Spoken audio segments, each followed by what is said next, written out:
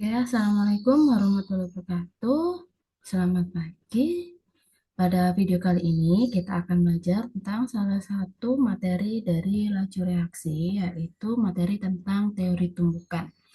Pengertian dari teori tumbukan ini adalah, menurut teori tumbukan, reaksi akan berlangsung bila terjadi tumbukan-tumbukan antar partikel, ya. Kalau tidak ada tumbukan, maka reaksi tidak akan terjadi. Namun di sini, makin banyak terjadi tumbukan, reaksi akan semakin cepat terjadi. Namun, tidak semua tumbukan menghasilkan reaksi. Hanya tumbukan-tumbukan yang efektif, gitu ya. Hanya tumbukan yang efektif yang dapat menghasilkan reaksi. Syarat terjadinya tumbukan efektif ada beberapa, yaitu yang pertama mempunyai energi kinetik yang cukup. Energi kinetik ini minimal harus memiliki jumlah yang sama dengan energi aktivasi, di mana energi aktivasi ini adalah energi minimum yang diperlukan untuk terjadinya suatu reaksi. Contohnya seperti gambar grafik berikut ini. Ini yang kita sebut dengan energi aktivasi. Energi kinetik yang dimiliki oleh suatu reaksi minimal harus memiliki jumlah yang sama dengan energi aktivasi. Artinya kalau energi aktivasi yang diperlukan adalah 100, minimal energi kinetiknya juga harus 100. Lebih dari 100, reaksi bisa terjadi. Tetapi jika energi kinetiknya kurang dari 100, tidak akan terjadi reaksi. Lalu syarat berikutnya, terjadinya reaksi itu bisa terjadi jika arah orientasi partikel-partikel berada pada arah yang tepat. Contohnya pada gambar seperti ini. Kita punya karbon monoksida dan nitrogen dioksida. Menghasilkan produk yaitu karbon dioksida dan nitrogen monoksida. Pada reaksi pertama, reaksinya berlangsung atau dapat terjadi karena arah orientasinya tepat, di mana di sini ada oksigen dan karbon. Kemudian untuk NO2 terdapat 2 oksigen dan 1 nitrogen. Ketika karbon dan oksigen ini bertemu, arah orientasinya tepat karena karbon ini memiliki momen dipol positif, sedangkan oksigen memiliki momen dipol negatif. Jadi keduanya akan saling tarik-menarik dan akan menghasilkan molekul yang baru, molekul senyawa yang baru yang sangat berbeda dengan molekul senyawa reaktannya. Sedangkan pada reaksi yang kedua, reaksi tidak dapat terjadi. Ini kita lihat dari molekul reaktan dan molekul produknya adalah zat yang sama. Jadi dapat kita simpulkan reaksi kedua tidak dapat terjadi. Hal ini dapat dilihat dari sini kita punya oksigen, kemudian ada karbon, ini nitrogen, kemudian ini oksigen, ini juga oksigen. Karbon dan nitrogen memiliki elektronegatif yang hampir sama, sehingga arah orientasinya ini kurang tepat. Kalau kurang tepat, reaksi tidak dapat terjadi. Itu adalah syarat terjadinya tumbukan efektif. Berikutnya, faktor-faktor yang mempengaruhi laju reaksi. Ada beberapa faktor di sini yang mempengaruhi laju reaksi. Yang pertama adalah konsentrasi. Yang kedua adalah suhu. Yang ketiga adalah luas permukaan. Dan yang keempat adalah katalis. Mari kita bahas satu persatu. Di sini konsentrasi, semakin tinggi konsentrasi berarti jumlah molekul dalam setiap satuan luas ruangan akan semakin tinggi. Maka tumbukan efektif antar molekul semakin sering terjadi dan kemungkinan terjadinya reaksi juga akan semakin tinggi. Nah, untuk gambaran pengaruh konsentrasi terhadap laju reaksi, ini kita lihat gambar A dengan gambar B. Pada gambar A ini terjadi demonstrasi dengan jumlah massa yang lebih kecil. Sedangkan pada gambar B terjadi demonstrasi dengan jumlah massa yang lebih besar. Di sini saya tanyakan pada gambar manakah yang berpotensi untuk menimbulkan kerusuhan. Nah, pasti semua akan menjawab pada gambar B karena jumlah massanya lebih besar. Nah, ini diibaratkan jumlah massa ini adalah jumlah partikel atau jumlah molekulnya. Ketika jumlah molekul atau jumlah partikelnya itu lebih besar, maka kemungkinan terjadinya tumbukan juga akan semakin besar. Ketika jumlah tumbukannya terjadinya adalah besar, maka tumbukan efektif yang terjadi pun kemungkinannya akan jauh lebih besar. Ketika tumbukan efektif yang terjadi banyak atau lebih besar, maka reaksi akan semakin cepat terjadi. Kita lihat ya, ini jumlah partikelnya sedikit nih. Terjadi tumbukan, ini pasti terjadi tumbukan. Tapi ternyata karena jumlah partikelnya sedikit, tumbukan yang terjadi hanya satu tumbukan efektif yang dapat dilalui. Sedangkan pada gambar B, kita lihat jumlah partikelnya banyak. Dan ternyata tumbukan efektif yang terjadi ada 1, 2, 3, dan 4. Semakin banyak tumbukan efektif yang terjadi, reaksinya juga akan semakin cepat berlangsung.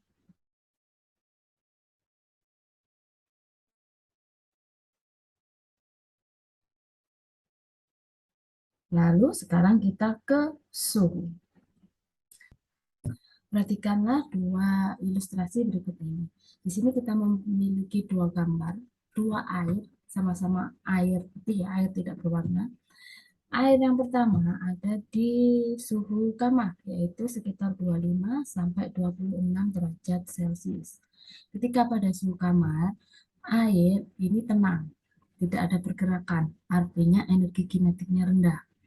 Kemudian pada suhu 100 derajat Celcius, air mulai mendidih, mulai bergerak, artinya energi kinetiknya tinggi. Nah, berarti suhu ini meningkatkan atau menambah jumlah energi kinetik. Kita perlu ingat lagi tadi, tumbukan yang efektif akan terjadi jika energi kinetiknya lebih besar daripada energi aktivasi. Bertambahnya energi kinetik akibat kenaikan suhu, maka bisa melampaui yang namanya energi aktivasi. Contohnya seperti ini ya, kita gambarkan. Ini pada gambar A, suhunya berada pada suhu yang lebih rendah. Partikel atau energi kinetiknya sedikit, sehingga kemungkinan terjadinya tumbukan itu kecil. Maka tumbukan efektif yang terbentuk juga sedikit, dan laju reaksinya menjadi lambat. Sedangkan pada gambar yang B, ini gerakannya sangat banyak. Ketika dia banyak bergerak, maka energi kinetiknya besar, sehingga kemungkinan terjadinya tumbukan itu juga besar. Maka tumbukan efektif yang terbentuk juga banyak. Kalau tumbukan efektif yang terbentuk banyak, otomatis laju reaksi juga akan menjadi lebih cepat. Itu untuk pengaruh suhu. Jadi, kesimpulannya, semakin tinggi suhu, maka lajunya akan semakin cepat. Faktor berikutnya itu adalah luas permukaan. Perhatikanlah dua ilustrasi berikut ini. Ya, di sini pernahkah kalian membuat minuman menggunakan gula pasir atau gula batu? Nah, gula manakah yang lebih cepat untuk larut? Nah, betul sekali ya, gula pasir ini akan lebih cepat larut dibandingkan dengan gula batu. Mengapa demikian? Kita lihat ya. Ini ilustrasi untuk gula batu. Satu balok gula batu. Dia memiliki luas permukaan sebesar 24 cm persegi. Sedangkan ketika satu blok gula batu ini kita bagi-bagi menjadi 8 ya, tuh 2, 3, 4, 5, 6, 7, dan 8 yang di belakang ini, maka memiliki luas permukaan yang lebih besar. Artinya, gula pasir itu memiliki luas permukaan lebih besar. Luas permukaan gula pasir itu lebih besar daripada luas permukaan gula batu. Nah, di sini teorinya semakin luas permukaan bidang sentuh suatu zat, maka kemungkinan terjadinya tumbukan efektif juga semakin besar. Artinya seperti ini. Pada gula balok nih ya, yang balok nih, atau gula batu, kemungkinan terjadi tumbukan ada 1, 2, 3, 4 bawah ya, 5, 6. Ada 6 bidang sentuhnya. Sedangkan ketika luas permukaannya besar, ini tinggal 6 dikali 8, yaitu ada 48 permukaan yang bisa mengadakan tumbukan. Semakin banyak tumbukan yang terjadi, maka laju reaksinya juga akan semakin cepat.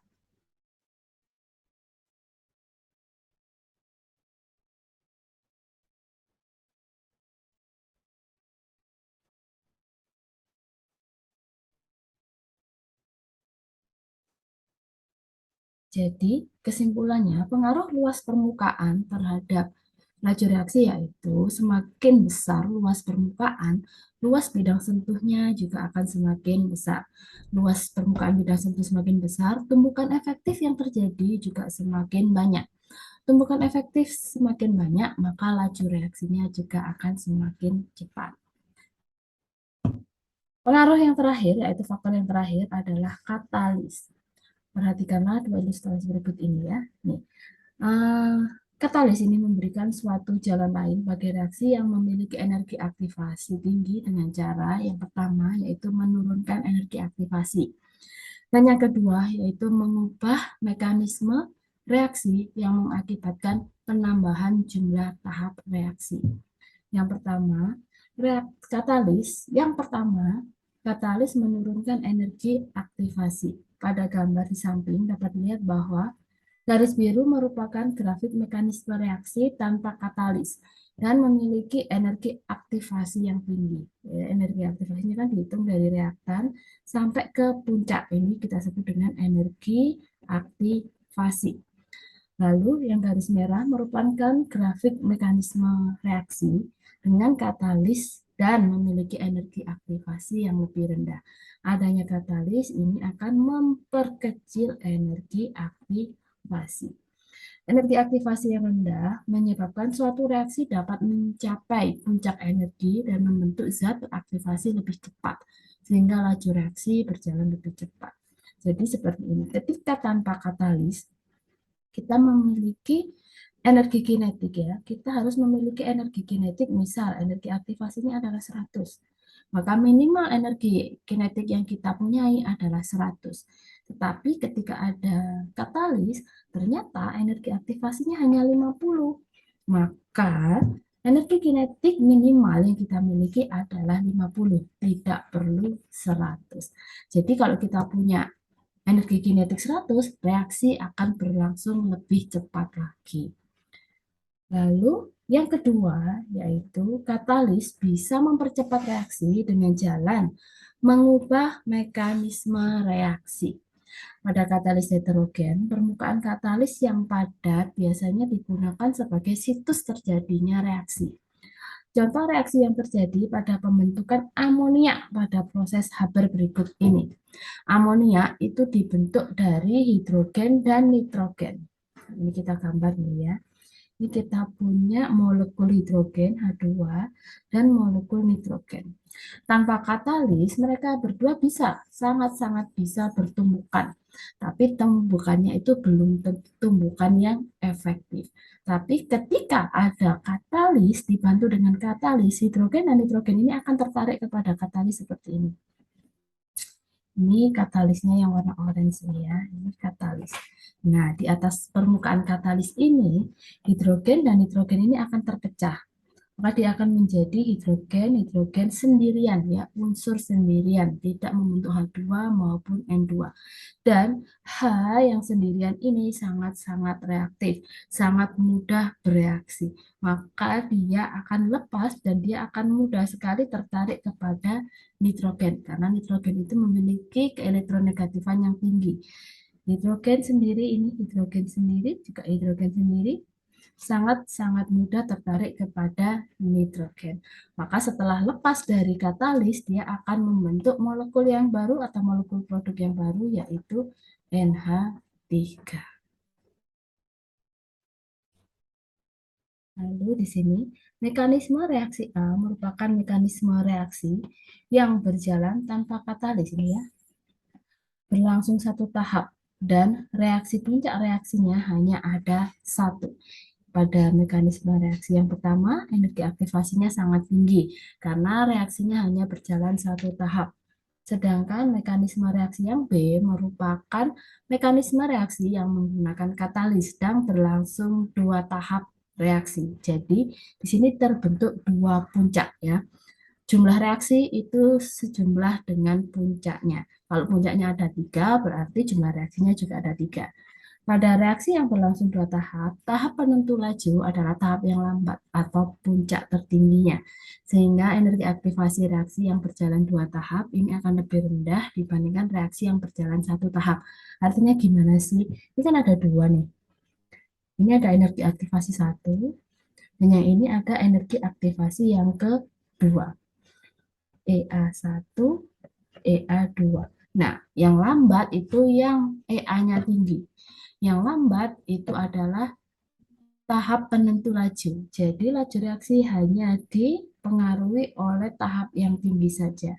Yang tinggi kita bandingkan dengan diagram energi tanpa katalis. Ini kita lihat, yang tanpa katalis masih jauh lebih tinggi dibandingkan yang dengan katalis. Itulah fungsi katalis untuk mempercepat laju reaksi. Oke, sampai di sini dulu materi kita untuk teori tumbukan serta faktor-faktor yang mempercepat laju reaksi. Silakan dikerjakan LKPD-nya, dikerjakan dengan serius. Semoga bermanfaat. Bonus pembahasan soal untuk pengaruh suhu terhadap laju reaksi. Nah, nanti ada soal yang berkaitan dengan peningkatan suhu dengan peningkatan laju. Ini berhubungan dengan dua rumus ini ya. Kalau dia yang ditanyakan adalah laju atau V, maka V akhir itu sama dengan V mula-mula dikalikan N, di mana N ini adalah kenaikan laju akibat kenaikan suhu, lalu dipangkatkan suhu akhir dikurangi suhu awal dibagi dengan perubahan suhunya. Tapi kalau yang ditanyakan berhubungan dengan waktu, berhubung waktu itu adalah berbanding terbalik terhadap laju, maka waktu akhir itu sama dengan waktu mula-mula dikalikan 1 per kenaikan laju akibat kenaikan suhu dipangkatkan dengan suhu akhir kurangi suhu awal dibagi dengan perubahan suhu. Contoh soalnya seperti ini. Suatu reaksi kimia yang berlangsung pada suhu 30 derajat Celcius memerlukan waktu 40 detik. Setiap kenaikan suhu 10 derajat Celcius, reaksi akan lebih cepat 2 kali. Reaksi lebih cepat 2 kali dari semula. Tentukanlah waktu yang diperlukan jika suhu dinaikkan menjadi 50 derajat Celcius. Ini kita tulis dulu ya yang diketahui. Ini ada suhu awal, suhu 30 derajat ini adalah suhu awal, berarti T1 sama dengan 30 derajat Celcius. Lalu waktu yang diperlukan berarti itu T kecil ya, T1 sama dengan 40 detik. Lalu setiap kenaikan 10 derajat berarti itu adalah delta T. Delta T 10 derajat Celcius. Dan reaksi akan lebih cepat 2 kali semula. Itu adalah kenaikan laju akibat kenaikan suhu. N sama dengan 2 kali lebih cepat. Lalu tentukan waktu yang diperlukan jika suhu dinaikkan menjadi 50. Berarti suhu akhirnya adalah 50 derajat Celcius. Yang ditanya itu adalah waktu akhirnya. Ini berapa? Nah, kita langsung masukkan ke rumus, dimana waktu akhir itu sama dengan waktu awal dikali kenaikan laju dipangkatkan suhu akhir kurangi suhu awal dibagi dengan perubahan atau kenaikan suhunya. Maka waktu awalnya adalah 40 detik dikali 1 per kenaikan lajunya adalah 2 dipangkatkan T2 per T2 min T1 50 min 30 dibagi delta T-nya. Delta T-nya adalah 10. 40 dikali setengah dipangkatkan 20 per 10, yaitu 40 dikali setengah pangkat 2. 40 dikali 1 per 4 sama dengan 10 detik.